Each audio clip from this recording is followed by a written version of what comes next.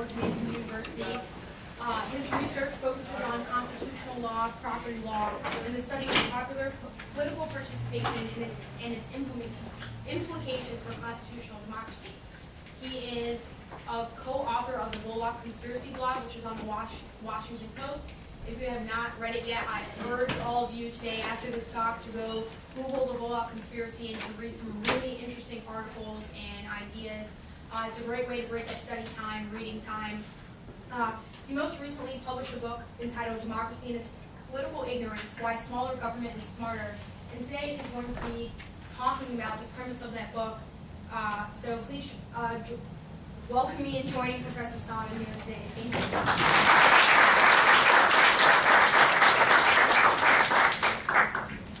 Thank you so much. It's great to be here, especially since when I was initially scheduled to come here in the spring, my flight got snowed out. We had an enormous amount of snow in Washington, D.C. last winter. And then last night, the flight that I was supposed to be on got canceled, so I had to come on a flight that left at 10 p.m. and arrived past midnight. However, in this case, neither rain, nor sleet, nor snow, nor even plane cancellations was able to keep me from the Mars School of Law, and I'm certainly very happy to be here to talk about one of my favorite subjects, democracy and political ignorance. And the basic focus of my book, and also my talk, is this problem, the problem of political choice. Here we have Willow the Golden Retriever. She's trying to make a decision between the Democrats and the Republicans, symbolized by the donkey and the elephant, and the question is, does she have adequate information to make a well-informed decision? And in the case of Willow, we actually don't need to worry too much. She knows a lot about government and public policy and the opposing candidates, so we know that she'll make a good decision, or at least pick the lesser of the two available evils. However, in the case of most of the electorate, most of the time, it's hard to be equally optimistic because there is widespread political ignorance in America. So in the first part of the presentation, I'm going to briefly talk about why we should even care about the problem of political ignorance at all. Why should this matter to us? Then I'll discuss the enormous extent of political ignorance that exists in America today. And finally, third, I'll talk about why most of the ignorance that we observe is not the result of stupidity or the result of lack of availability of information. It's actually rational behavior by voters who, quite understandably, don't pay a lot of attention to politics because it makes better sense for them to spend most of their time and effort on other sorts of activities. Now, some scholars argue that it doesn't really matter very much if people are ignorant because even if they are, they can make up for that ignorance by using information shortcuts. Small bits of information that can offset or serve as stand-ins for larger bodies of knowledge that they don't have. I will suggest that many of these shortcut arguments are overblown, and in some cases, using information shortcuts can actually make things worse rather than make them better. Finally, in the last part of the talk, I'll discuss how we can offset the problem of political ignorance, at least to some significant extent, by making fewer of our decisions at the ballot box and more by voting with our feet, such as when we choose what state or local government to live in, or when we make choices in the private sector, what product to buy, or what civil society organization to join.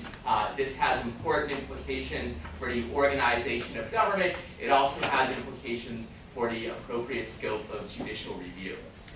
So first things first, why should we even care about the problem of political ignorance? Some people, like the individual currently up on the screen, they argue that if voters are ignorant, that isn't necessarily a problem because all they're doing is they're exercising their individual choice. They have a right to be ignorant, just as, for example, there might be some people who ignorantly believe that eating 6 cheeseburgers every day is actually good for them, and then they go out and do it, and it turns out not to be so good, but perhaps that's all right. It's just an exercise of individual choice, and maybe you can say the same thing for voting at the ballot box.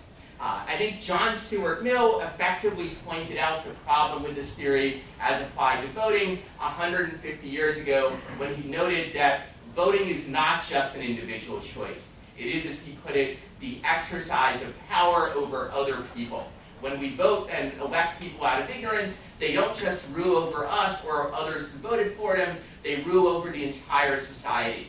So in effect, when we vote out of ignorance, what ends up happening is not just we put ourselves on a bad diet, as in the case of the person who eats 6 cheeseburgers every day, rather we end up putting the entire society on a diet of harmful public policies. So given that when you vote, you're exercising power over others, you have at least some moral obligation to do so in a reasonably informed way. In addition, in a democracy, public opinion has a major impact on government policy.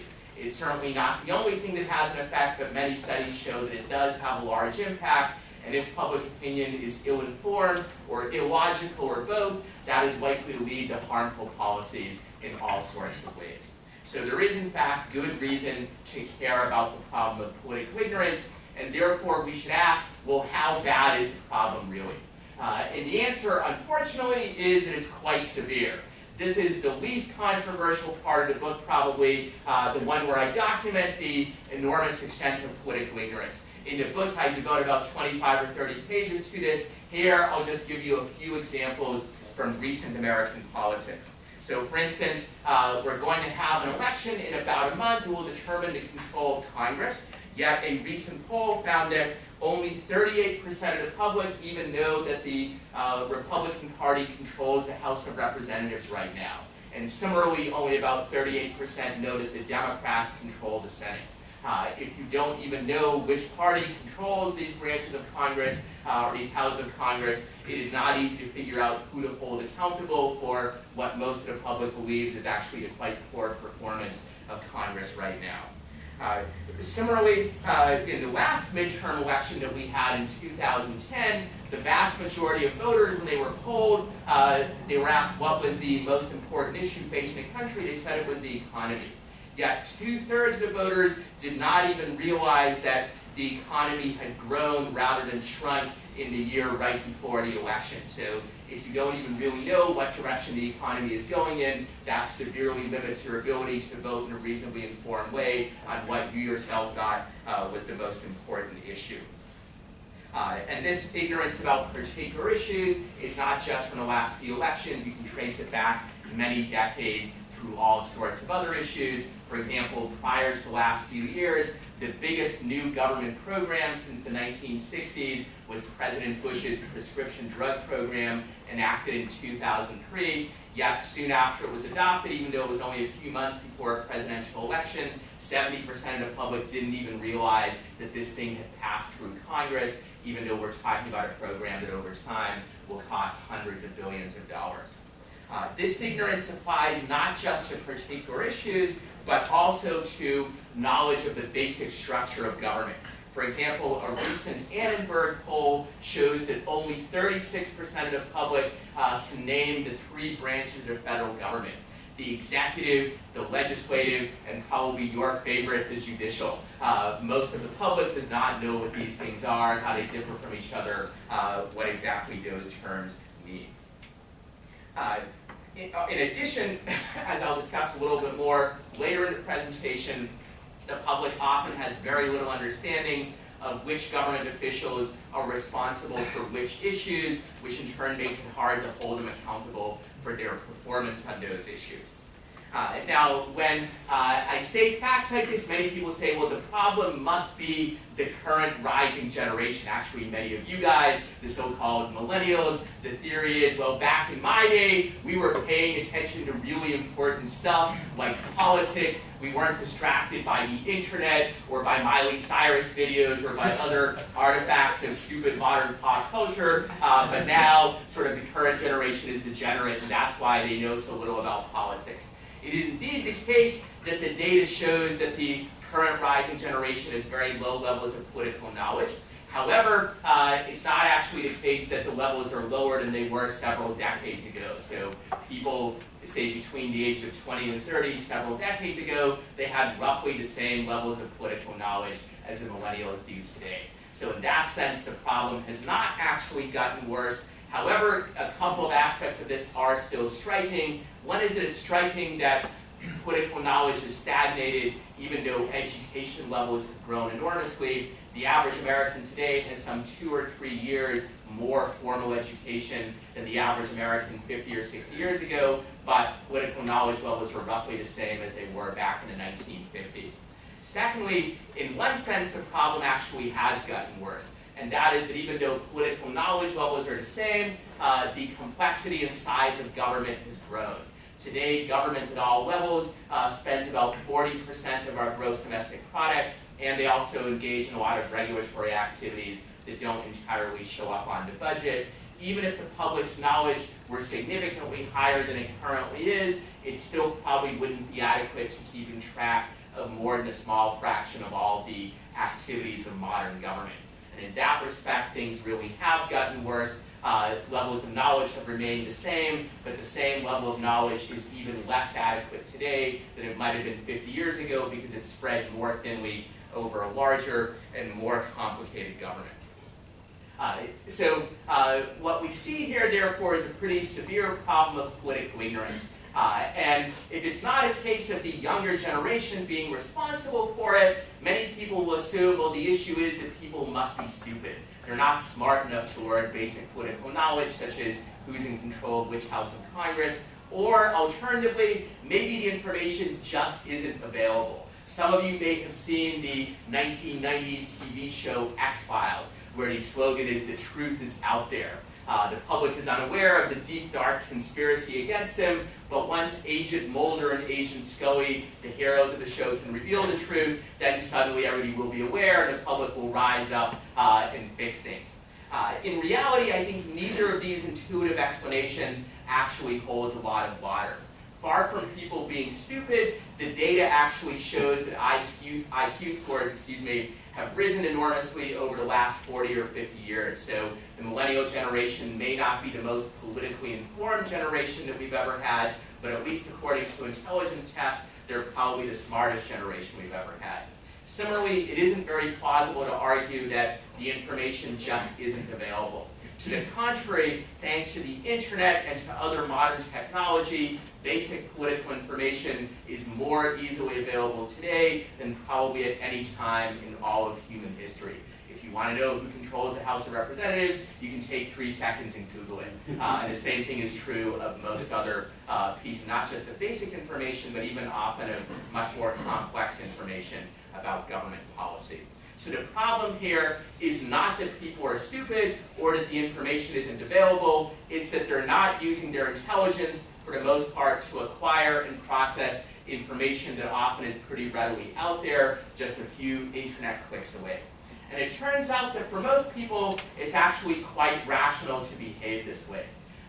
Consider a situation where your only reason to acquire political knowledge is to help you make the sort of decision that Willow the Golden Retriever was considering in the first slide that I showed you, to be a better voter, to make a better choice in the next election.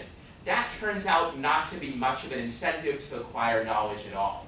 Why? Because the chance that your vote, no matter how well informed, will actually make a difference to the outcome of an election is infinitesimally small. In a presidential election, it's about 1 in 60 million.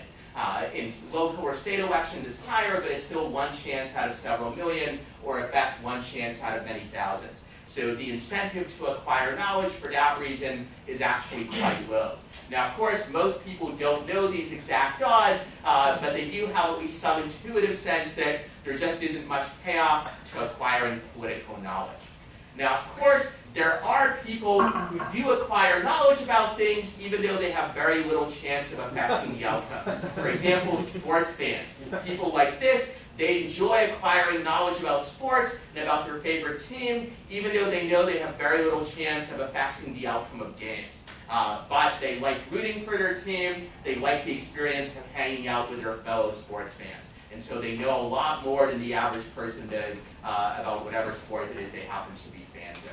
So just as there are sports fans who acquire knowledge about sports for these sorts of reasons, we also have people that I call political fans. People who enjoy acquiring knowledge about politics, not just to influence the outcome of elections, but because they find it interesting and they enjoy cheering on their favorite political team. their preferred party or ideology or their favorite candidate, and so forth. And like these people, they also enjoy the camaraderie of hanging out with their fellow political fans. You can see that these people are having fun. It's not like doing their homework or a boring chore that they're out there for. They actually are enjoying this process, much like these sports fans in the previous slides. And it is indeed the case that people who are very interested in politics, like these individuals, they have a much higher level of political knowledge than the average voter does. However, there is a problem here, and that is that when you acquire knowledge for the purpose of enhancing your fan experience, that purpose is often very much at odds with the objective of getting at the truth. Consider how sports fans react to new information that reflects badly on their favorite team. For example, a close call by the referee that goes against them. The reaction is usually, the ref must be blind, or he was on the tape. What a horrible call that was. On the other hand, if the call goes in favor of your team, well, of course that was the correct call. How could he have made the call otherwise? This is exactly the way that political fans tend to react to new political information.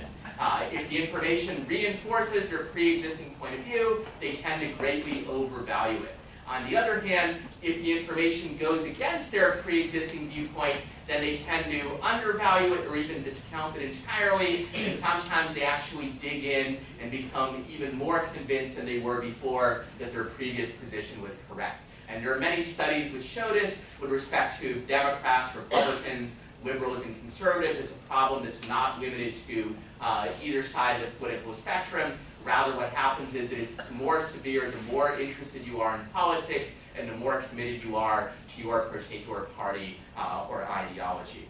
In addition, the biggest political fans, the ones most interested in politics, they tend to acquire knowledge about politics only through media which support their pre-existing viewpoints. So for instance, if you're a Republican political fan, there's a good likelihood that you watch primarily Fox News.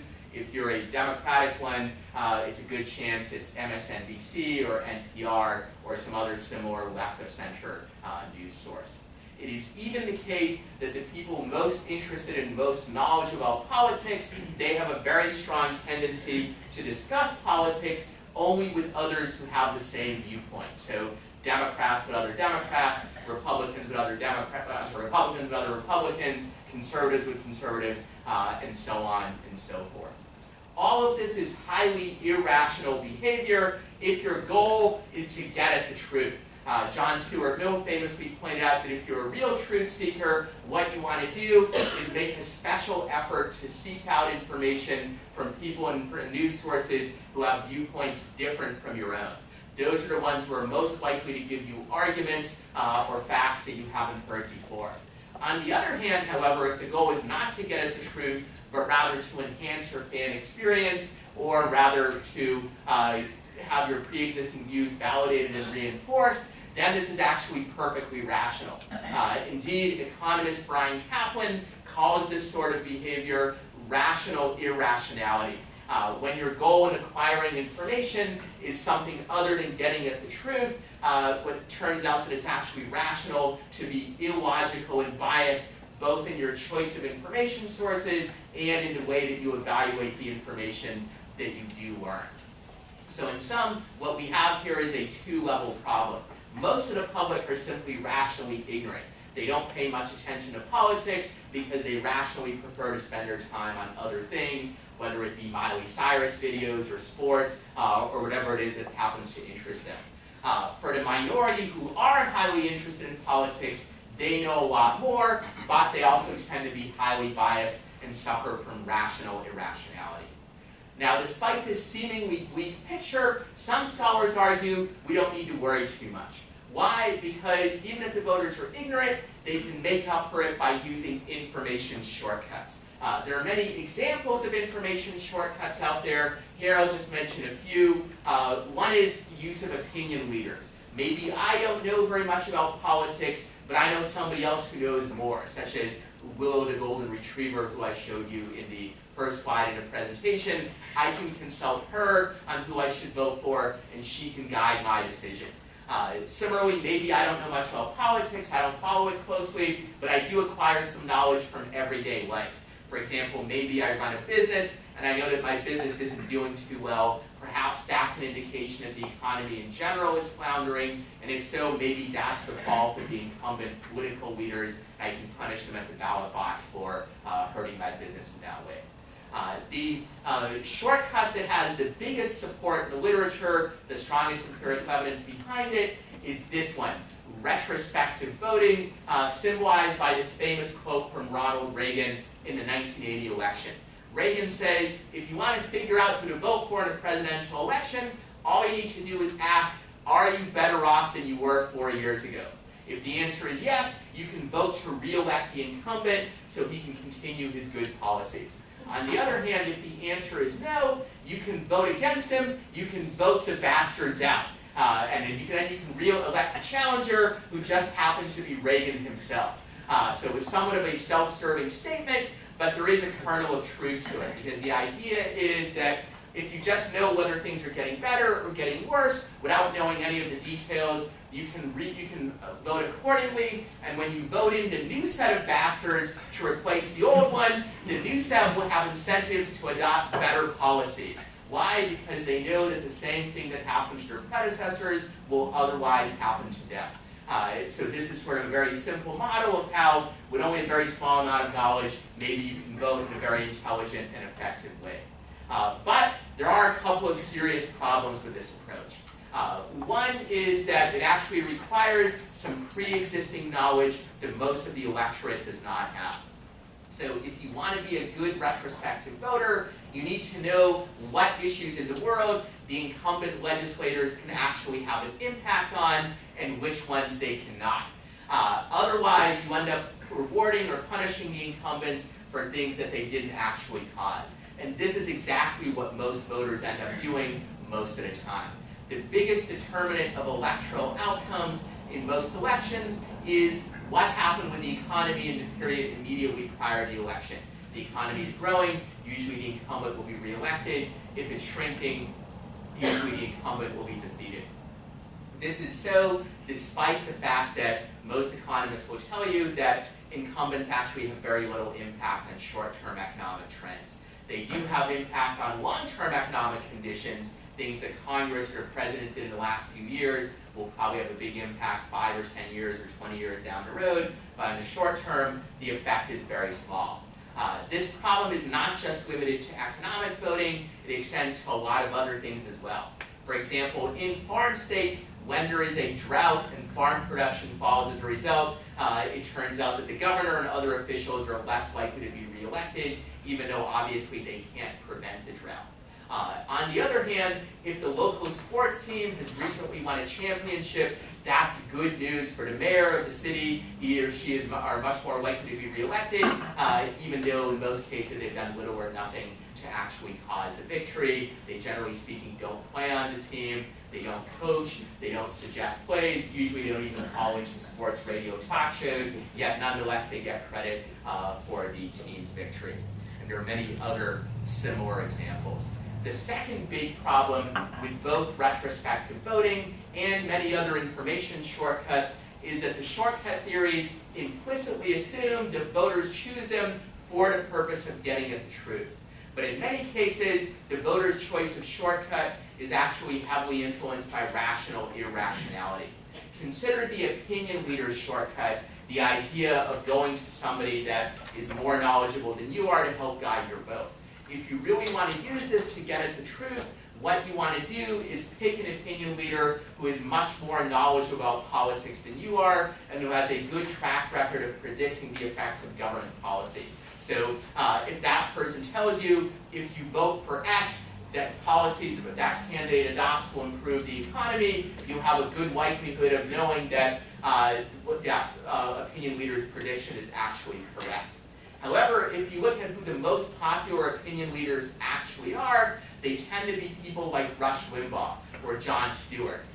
People who are not distinguished particularly by their extensive knowledge of policy or by their ability to predict its results. Rather, their main skill is that they're highly entertaining and they have a great ability to reinforce the pre-existing views of their preferred audience. Conservatives, in Limbaugh's case, liberals for the most part in Jon Stewart's case, and there are other similar examples. So what these cases show is that it doesn't seem like people are choosing their opinion leaders primarily based on their ability to get at the truth, but rather it's based on these other sorts of considerations.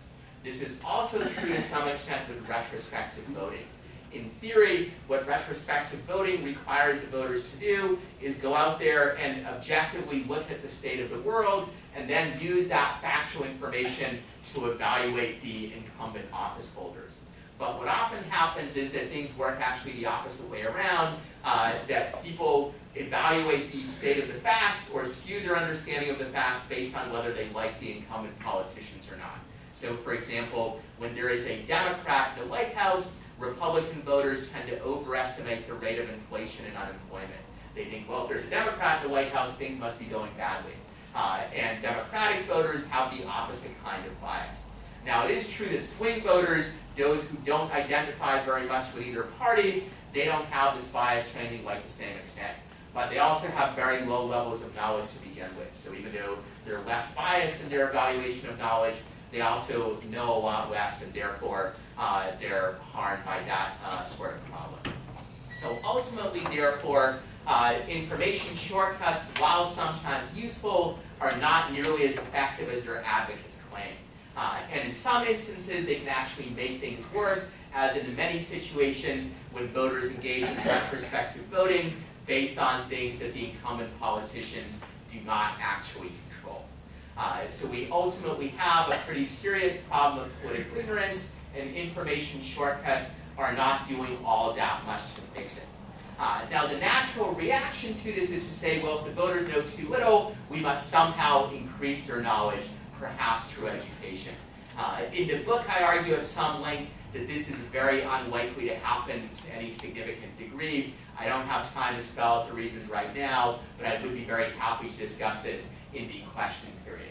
For now, I will only say that it's striking that in the last 50 or 60 years, education levels have risen enormously, yet political knowledge levels have not. That, at the very least, suggests that using education or other means to increase political information is actually much more difficult than it might seem at first glance. But for the moment, I will press on to something that I think actually can help us alleviate the problem of political ignorance, at least to some extent. And that is by making more of our decisions by voting with our feet and fewer at the ballot box. Up on the screen is a classic example of people voting with their feet. This is immigrants arriving from Europe at Ellis Island in the late 19th century. They're voting with their feet for the US as opposed to countries that they originally came from. Similarly, we can and often do vote with our feet within a particular country by deciding which state or local government we prefer to live under. We can also vote with our feet in the private sector. We decide what products to buy, what civil society organizations to join, what law school to go to, and so on.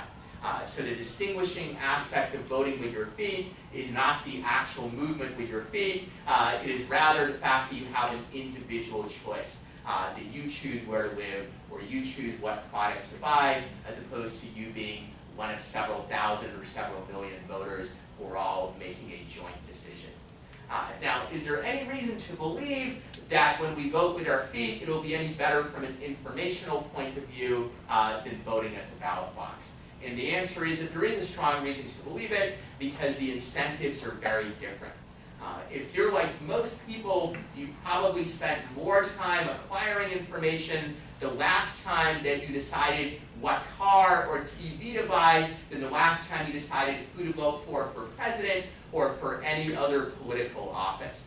Now, I doubt that this is because you think that TV is more important than who runs the country, or that the problems that the TV addresses are more complicated in some way than those addressed by the President of the United States. It's rather that when you were buying the TV, you took the decision seriously because you knew that it would actually make a difference. Whatever TV you picked, that would be the one that would actually end up in your living room. On the other hand, when you decided who to vote for president, the chance that your choice would actually have an impact was infinitesimally small, and therefore there was very little reason to spend more than a minimal amount of time trying to figure out who to vote for. This applies applies not just to your incentive to acquire relevant information, but also to your incentive to objectively evaluate the information that you do learn, your incentive to avoid rational irrationality. Consider the following social norm that many of us may have run into from time to time. The idea is that you're not supposed to argue about politics in mixed company. If you come up to a person at a party and start explaining why their political views are wrong, even if you have devastating arguments that they've never heard before and that completely refute their position, they probably will not thank you for correcting their mistakes. Believe me, I know from painful personal experience, if you want to be a popular and well-liked sort of a person, you don't want to get a reputation for constantly arguing about politics and criticizing other people's political views. On the other hand, if you come up to those same people, perhaps at those same parties, and you give them some new information that's relevant to a foot voting decision they're considering, such as what city to live in or what TV to buy, they'll probably give you a much different reaction. They will likely be more receptive and open-minded to the information that you're pointing out to them. Why the difference is because for most people, to have their political views corrected or even questioned is all pain and very little gain. They have the pain and psychological discomfort of having their cherished views questioned, and in some cases the pain of looking stupid if it is indeed the case that you know more than they do. And at best, they gain a better insight into a decision that is highly unlikely to make a difference anyway. On the other hand, when they acquire new information that's relevant for foot voting, that's actually news that you can really use. News that will actually make an impact in your life or that of your loved ones, and so forth. And there's actually a great deal of evidence that even under highly adverse conditions, people do a pretty good job of acquiring information relevant to foot voting decisions and using it in an objective way. In the book, I discuss at some length the case of African Americans in the Jim Crow era South about a century ago. Many of these people were very poorly educated. Southern state governments worked hard actually to keep them ignorant about how conditions might be better for them in the north or in other parts of the country, yet millions of them nonetheless did learn the relevant information and did act accordingly, and therefore bettered their condition by moving to states where the conditions were at least somewhat less oppressive for blacks than they were in the South. Now, this certainly did not completely solve the problem of racism in American society 100 years ago. I'm not contending that it did, but it is a striking example of the effectiveness of foot voting and the ability of foot voters to acquire relevant information and use it wisely, even under extremely difficult conditions. What I showed you in the previous slide, the immigrants coming to Ellis Island, is another good example. Many of these people also were poorly educated and even illiterate in many cases, and in those days, the availability of information was much smaller than it is today. You couldn't simply Google economic conditions in the United States and figure out that they were better or that there were more employment opportunities than were available in your country. Nonetheless, they overcame this problem, and today, information available for vote voting is actually much better than it was 100 years ago. Obviously, people are on average better educated. We now do have the internet and other information sources. As I noted earlier, sadly, people are not taking advantage of this to make themselves better informed ballot box voters, but it has made them much better informed foot voters than they might have been 50 or 100 years ago, because it's now much easier than ever before to figure out what are the best products or where you should live or the like. Now, to be sure, there are also some downsides of foot voting. And in the book, I discuss several of the most common ones. Here, I'll just mention a couple of the most obvious examples. The one that's most often pointed out, most intuitive, is the problem of moving costs. That when you move from one state to another, even one city to another, it's costly. You have to pay money to the move. You might have to switch jobs. You move away from your family or your friends. All of that can be a real problem. I think this is a genuine issue, but it's not as severe as many people think it is. It has not prevented some 43% of Americans from making at least one interstate move in their lifetimes, and some 2/3 have made at least a move within a state. Moreover, to the extent that it is a problem, we can diminish it by decentralizing power to lower levels of government.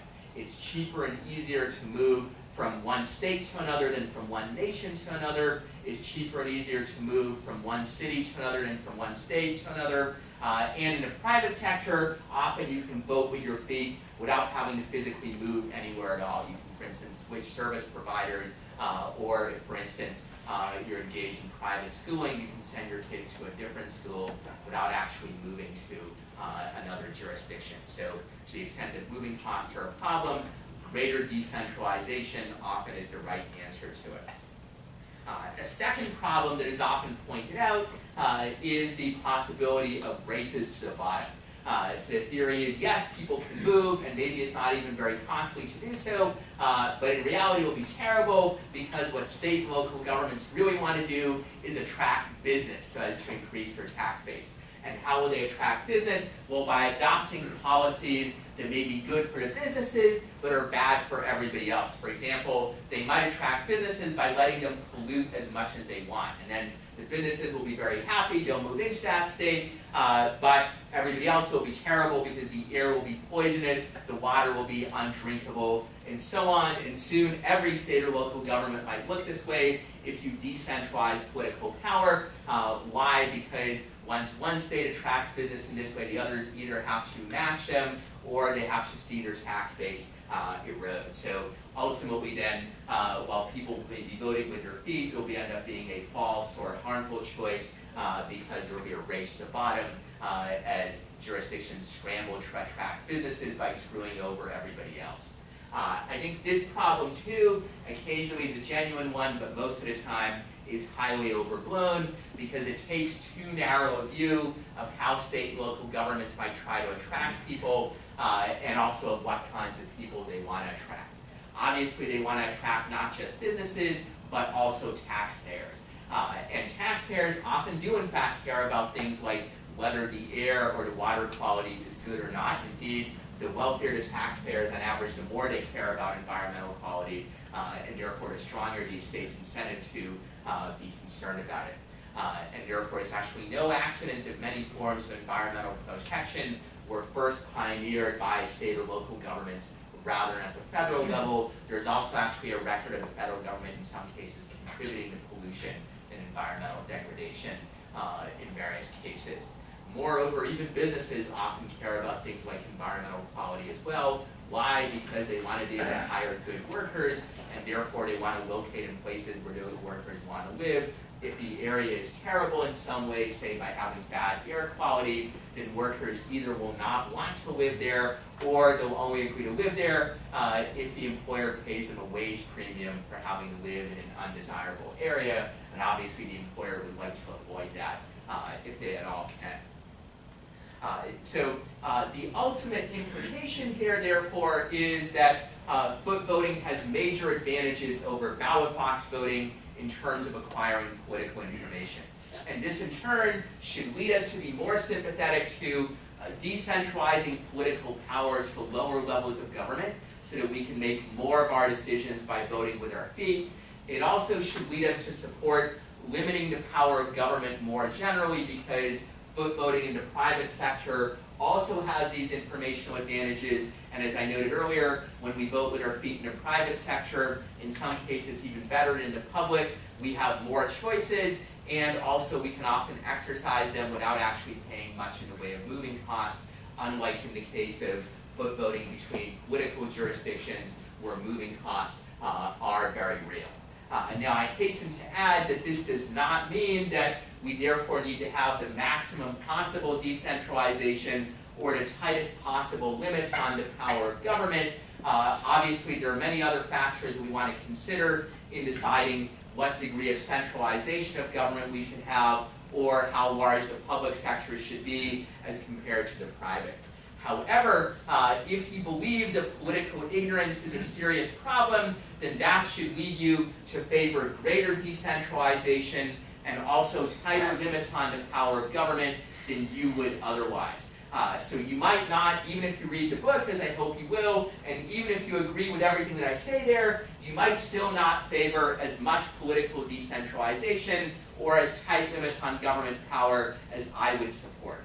But you would support these things to a greater extent than you yourself would if you thought you lived in a world where political ignorance just isn't much of an issue, or where, for instance, information shortcuts work really well, and therefore we don't need to worry about it. Finally, there are some implications here for the institution of judicial review. And most of you probably know one of those common objections to judicial review is the so-called counter-majoritarian difficulty.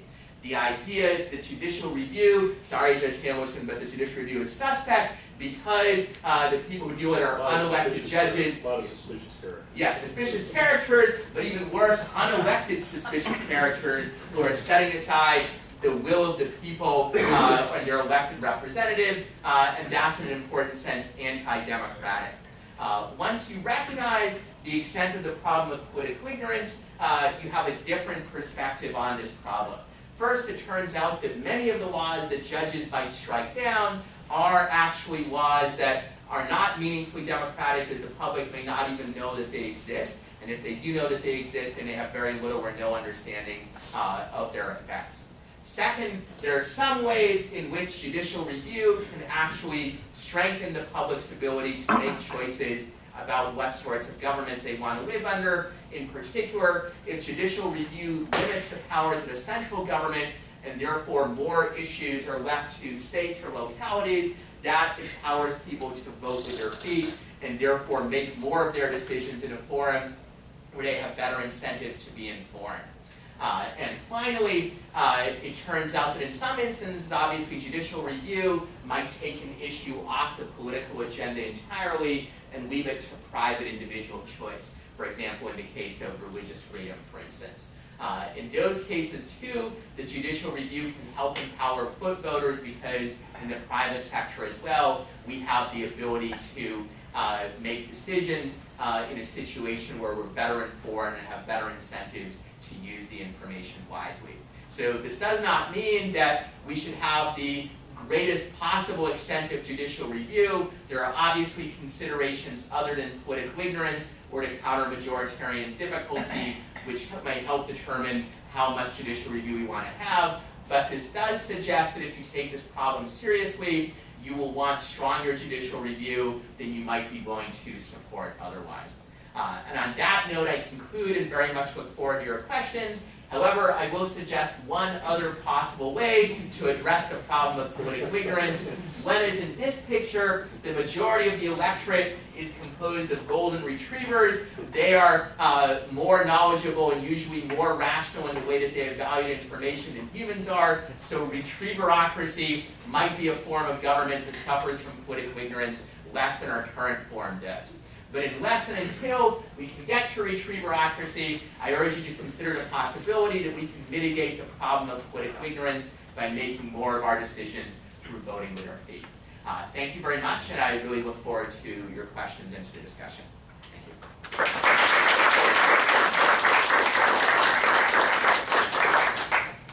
Should I call? Perfect. You can just call, or I can help field Sure. calls.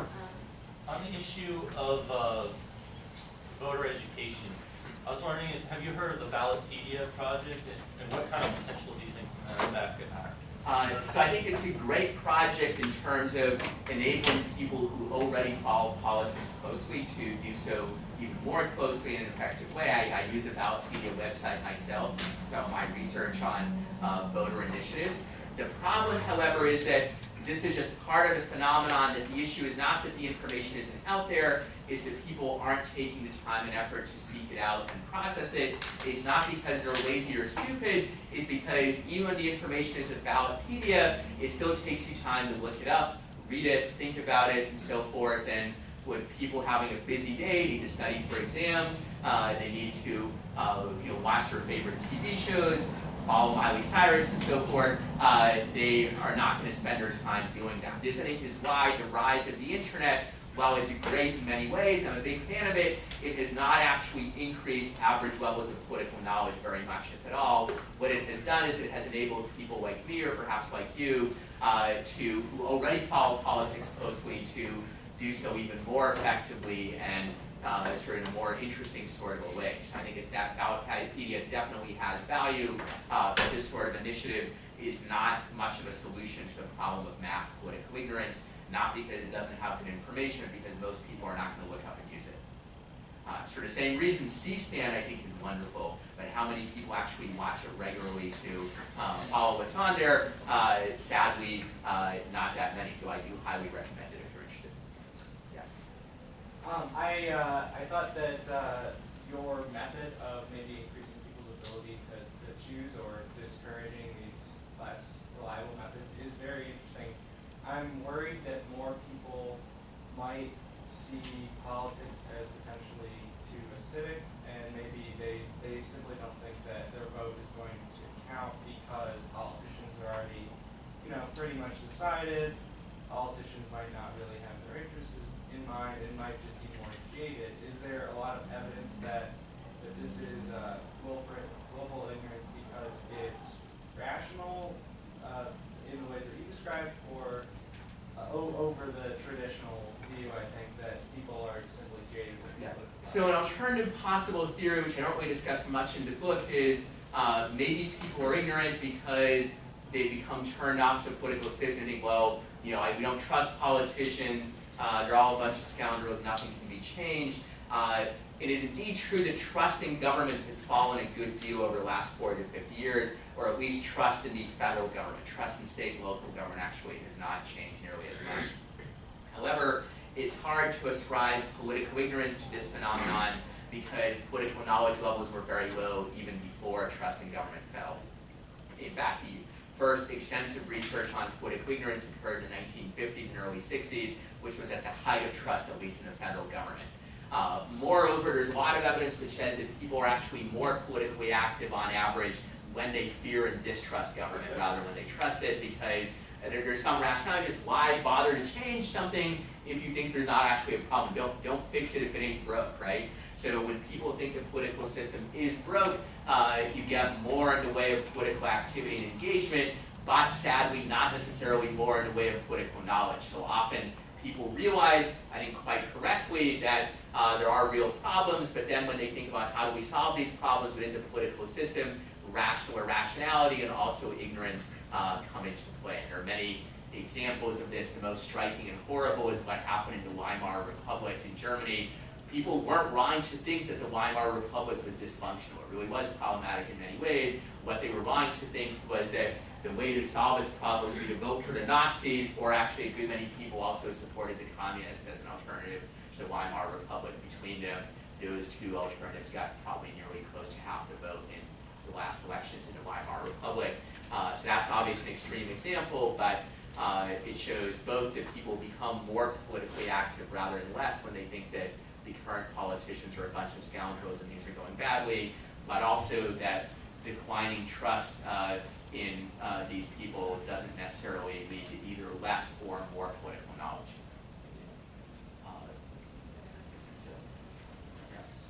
So I would be more concerned if there were one specific type of ignorance that was dominant across a political body. If a majority held a particular racial bias or a religious bias.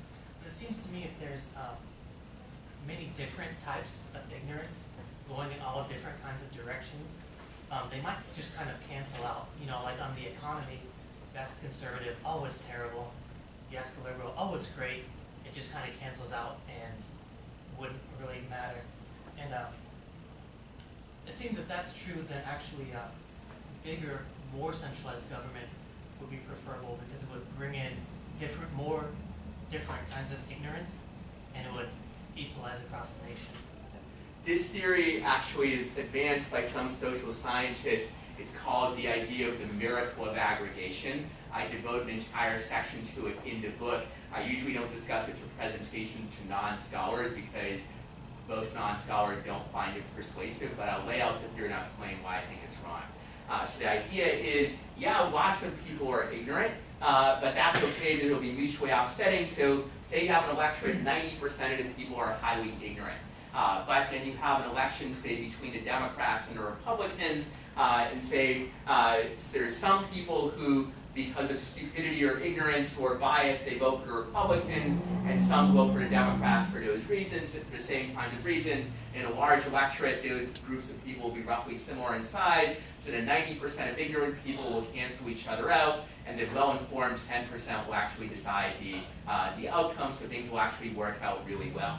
Now, I find this theory actually somewhat ironic as a defense of democracy, because what it suggests is that if we knocked out the 90% completely and only limited the franchise to 10%, then things would be just as good. Indeed, we would save time and money because we wouldn't have to have as many polling places and the like. But even on its own, on its own terms, this theory has serious problems, because it implicitly assumes that the impact of ignorance is random, that ignorance is just as likely to make you, say, too strongly support one side of an issue as to too strongly support another. In reality, overwhelming data shows that the impact of ignorance is not random. On a whole variety of issues, people who are more knowledgeable have very different views than people who are more ignorant, even when you control for other variables such as your wealth, your ideology, race, gender, almost everything else. It turns out, by the way, that people who are more knowledgeable, they tend to be more socially liberal. They also tend to be more economically conservative, except on the issue of taxes, where they tend to favor higher taxes than people who are more ignorant. So the errors are not actually randomly distributed. In addition, the theory implicitly assumes that all that really matters is our choice between A and B, Democrats or Republicans, as I showed you in this slide, in the first slide. But often, ignorance affects not just who we choose out of the candidates before us, it also affects what those candidates are like in the first place. The political parties know very well that they're facing a mostly ignorant electorate, and that affects the candidates they choose. It also affects the platforms that they put forward. Finally, you mentioned earlier the issue, well, maybe if there's one bias that sweeps everybody, like the racial bias, for example, that would be bad. And of course, there are many historical examples where it's exactly the case. For most of American history, we actually had racial biases that were extremely common for the majority of voters.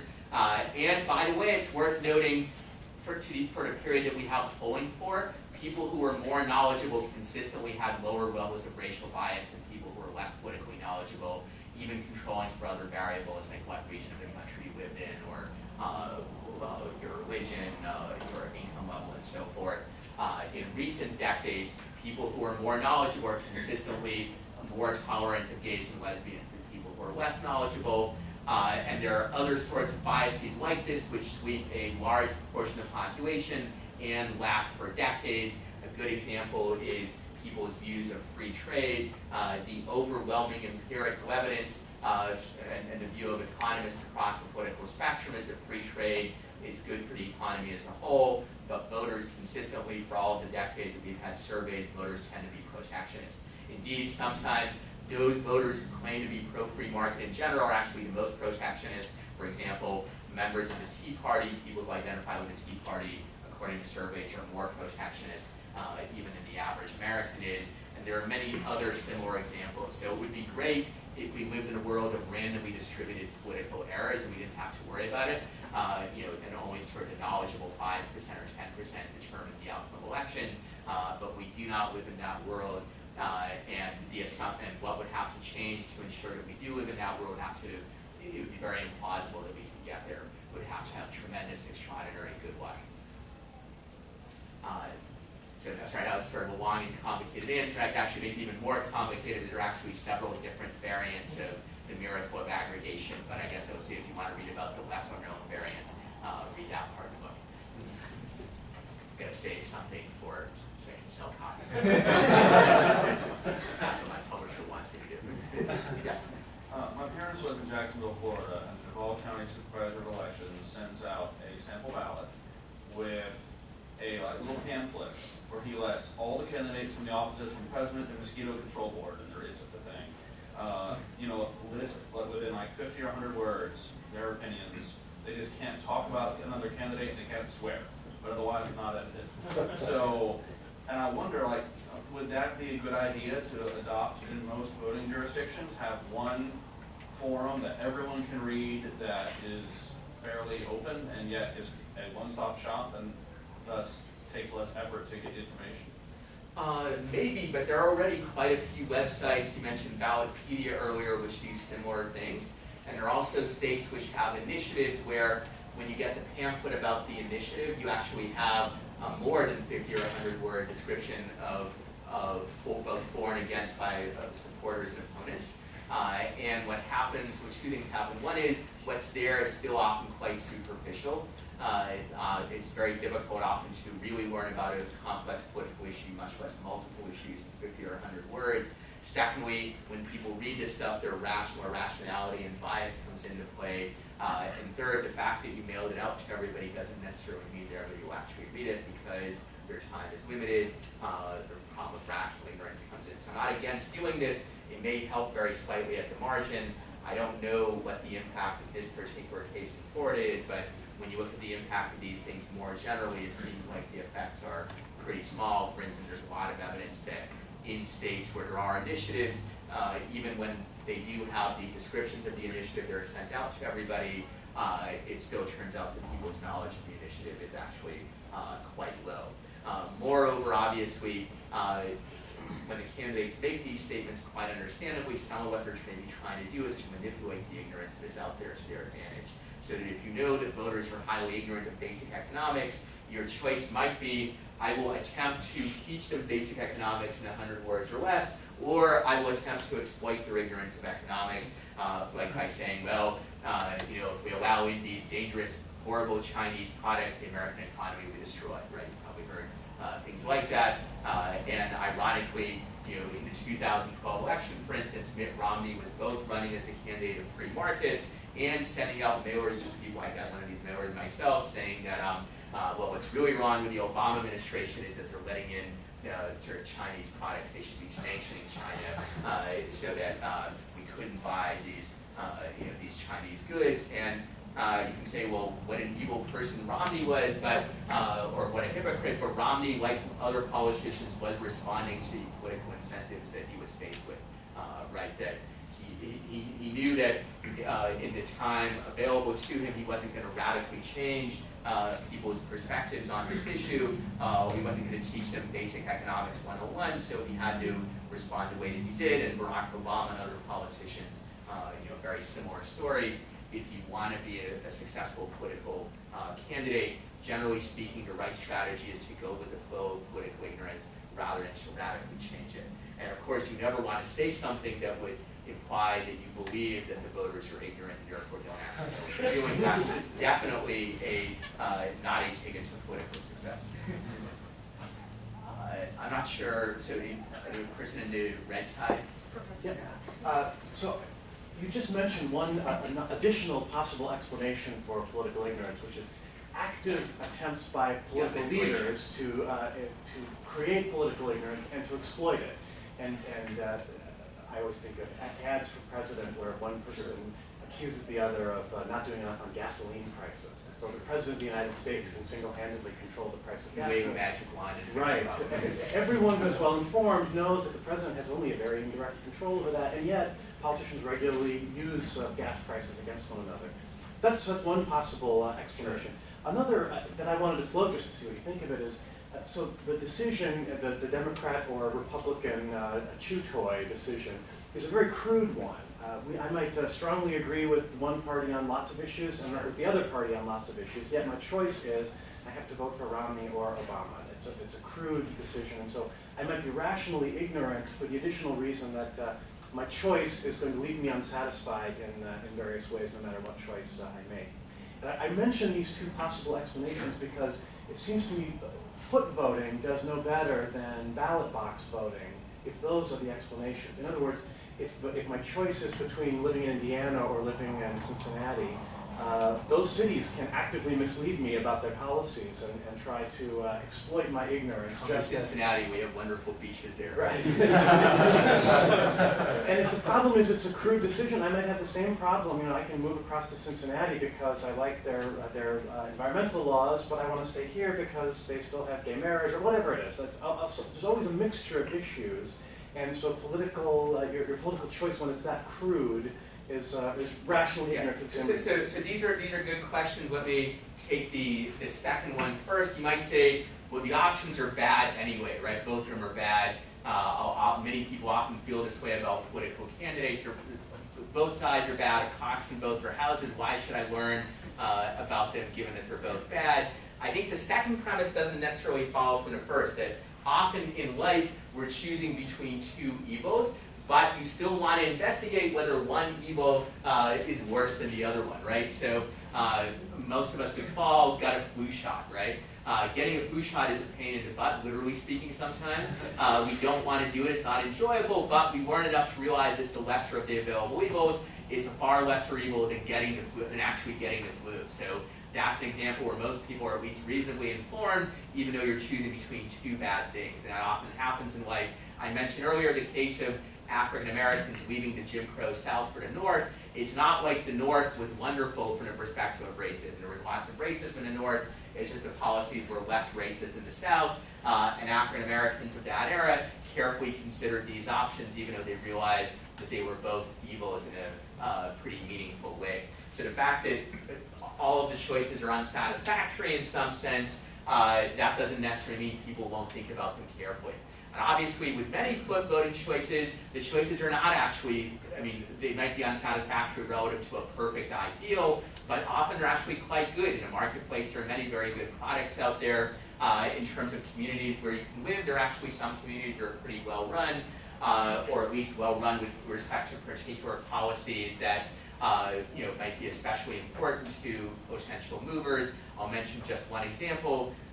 Many people are moving to cities like Houston, which have little or no zoning, and therefore housing prices are much lower there, and it's much easier to get the sort of house and the sort of location that you want. I'm not saying Houston's policies are perfect by any means, but they are huge light years ahead of the policies that exist in most northeastern and California cities. And there's no accident that those cities are losing population to places like Houston as a result. Finally say, well, maybe the real problem here is manipulation by interested parties. So the candidates spread deception, and similarly, obviously, private sector actors or state and local governments can also spread deception. So there are lots of con artists who say, well, if you buy my snake oil, right, you will live to be 100 years old, and you will always be virile. Women will want you more if you're a man, if you're a heterosexual man, and so forth.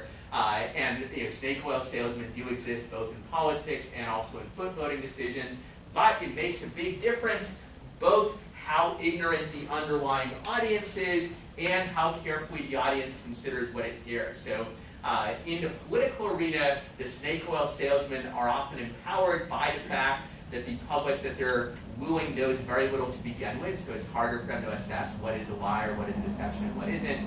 And they often don't even try very hard to assess it at all carefully. So to the contrary, what they tend to do is if the snake oil seems similar to what they already believe, they say, yeah, that sounds good. And if the snake oil goes the other way, then they might be more skeptical. On the other hand, it turns out that in the private sector, and also when you vote with your feet, people do still sometimes get conned. There are examples of this, but it's on average much harder to con them. So for instance, there are very few successful private financial services plans which are anywhere near as dysfunctional as, say, Social Security is. If Social Security were a private retirement plan, it would its market share would probably be very weak, and indeed it would probably soon collapse. And there are many other similar examples like this that in both the private sector and the public, sometimes people get away with things through deception and manipulation, but they get away with a lot more in cases where they're facing an audience that doesn't know very much to begin with, and also doesn't try very hard to objectively evaluate the information that they do get. So it's a real problem, but the incentives matter enormously as to how big a problem it is, and it's less of a problem in one setting than the other. Yes? I imagine that well-informed voters turn out to vote at much higher rates than uninformed voters. First, I guess it's a two-part question. Is that a safe assumption? And if so, does that mitigate the problem of political ignorance? It is a somewhat safe assumption, but less safe than we might think, in that if you just say poll people and ask, did you vote? Those who said they did generally have higher levels of political knowledge than those that didn't. However, there is an issue here, and that is when you ask people, did you vote? Roughly 70 to 80% said that they did, and usually, even in presidential elections, it's usually only 50 to 60% who actually did. So then you have to ask yourself, well, who is it that's most likely to say that they voted even though that they didn't actually do so? And for the most part, it's not the sort of ignorant and disengaged voters. It is the ones who are engaged, just as similarly, or are engaged and are interested. Just as similarly, if you ask people, did you go to church? There are studies which show this. Many more people say that they went to church on Sunday or synagogue than actually synagogue on Saturday, of course, and many more people say that they went than actually did so. But if you ask who is it that is likely to lie about going to church, it is usually not the atheist, right? It is the person who actually is, in some sense at least, committed to their church. So similarly, the raw data on this is somewhat skewed by the distribution of who lies about this. Nonetheless, I would still say I think it's very likely that those who vote are more knowledgeable than those who don't, but their average level of knowledge is still relatively low. And the fact that there is a population of people who don't vote and are relatively ignorant, that still to some extent can skew electoral results. There is controversy in the literature as to exactly how much it skews them. It certainly very likely skews, if not the result, then the set of platforms that the candidates put forward. Because if you imagine that those who are ignorant and don't vote were instead knowledgeable and did vote, that would create a different system of incentives for the politicians. So I think ultimately this mitigates the problem to a modest degree, but it's still quite serious. And the fact that there's a large population of people who are ignorant and don't vote is still, in a sense, a lost opportunity. And by the way, those are also people who can still be empowered through foot voting. Even if they don't vote at the ballot box and are poorly informed, they can engage in voting with their feet if we empower them to do so. Okay. I think that's it for questions. I know some of you have class in about 5 minutes. So let's thank Professor Somin again.